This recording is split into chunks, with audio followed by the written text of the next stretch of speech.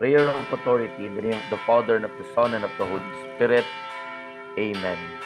Lord Jesus Christ, in your most holy and powerful name, I bind and silence all powers and forces that do not accept you as Lord and King, in the air, in the water, in the ground, the netherworld, and the spiritual world. In your name, I bind all demonic action in my life and in my family. Lord, seal our homes and all of us here, and all of our intentions in the precious blood of Jesus Christ. Blessed Mother Mary, we ask you to surround us with the mantle of protection and crush Satan's power in our lives. Saint Joseph, protect us. Saint Michael the Archangel, we ask you and all our guardian angels to defend us in battle against Satan and the powers of darkness that seek to ruin our life and our souls. Amen. In the name of the Father, and of the Son, and of the Holy Spirit. Amen.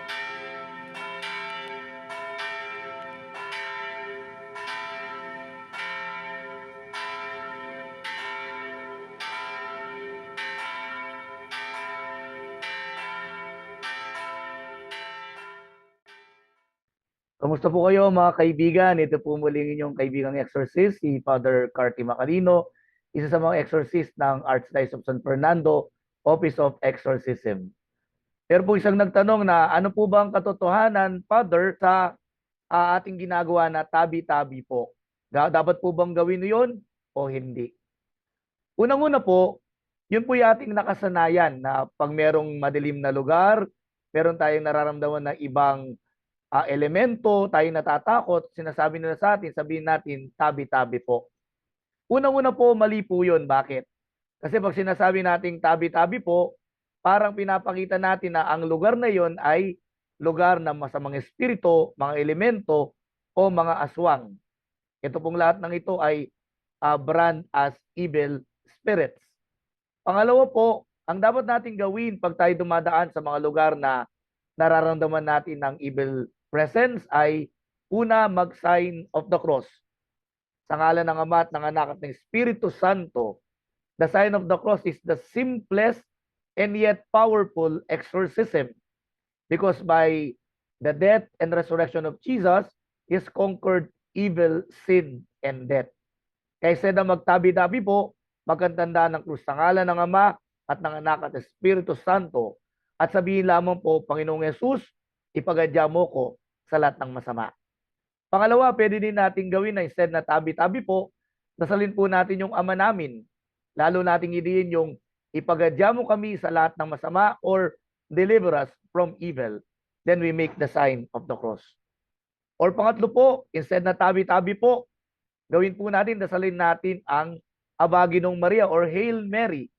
Sabi po ni Father Gabriel Amort, ang bawat isang Hail Mary na dinadasal ng may malalim na debosyon, ito isang suntok sa Diablo at kanyang mga demonyo. At sila'y natatakot sa dasal ng Rosaryo or dasal ng Aba Ginong Maria rather ng Inang Birheng Maria. Pangatlo po, pwede rin nating dasalin instead na tabi-tabi po yung prayer to the guardian angels. Angel of God, my guardian dear, to whom God's love commits me here. Ever this day be at my side, to light and guard, to rule and guide. O kaya naman po, yung prayer to Saint Michael the Archangel.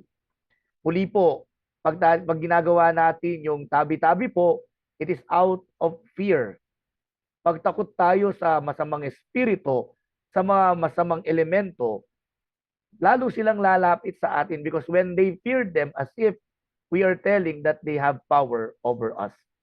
Bilang mga bininyagang Katolikong Kristiyano, tayo ay may lakas at kapangyarihan mula sa Panginoon na labanan ng diablo at kanyang mga demonyo at gamitin ang mga dasal, sacramental na pwede nating protektahan ng ating sarili laban sa kanilang mga panggugoyo at panunukso. Muli po, ito po ang inyong kaibigang exorcist, si Father Carty Macalino. Hanggang sa muli pong pagkikita natin sa susunod nating mga episodes. Kung meron po kayong mga katanungan, meron po kayong mga gustong i-clarify, maaari po kayong mag-visit sa ating social media platforms. Yung ating pong Roman Catholic Archdiocese of San Fernando Office of Exorcism na ating Facebook page o kaya naman yung RCASF Office of Exorcism sa ating YouTube account. Naway Bendisyonan po tayo ng ating Panginoon at tayo po'y magtatapos sa cleansing prayer. Cleansing prayer. In the name of the Father, and of the Son, and of the Holy Spirit. Amen. Heavenly Father, in the name of Jesus Christ, our Lord and Savior, by the power of the Holy Spirit, we pray that the cleansing power of the precious blood of your Son come upon us right now. Purify us and wash us clean with the blood of Jesus, from the top of our head down to the very soles of our feet. Let this blood penetrate the very marrow of our bones, to cleanse us from any entanglement, from whatever spirit we have come in contact with during the course of our intercession. Anoint us with the gifts of the Holy Spirit, and repress our body, soul, and spirit, and may the sign of your holy cross drive away all evil spirits from us. In the name of the Father, and of the Son, and of the Holy Spirit. Amen. Let us praise the Lord and give him thanks.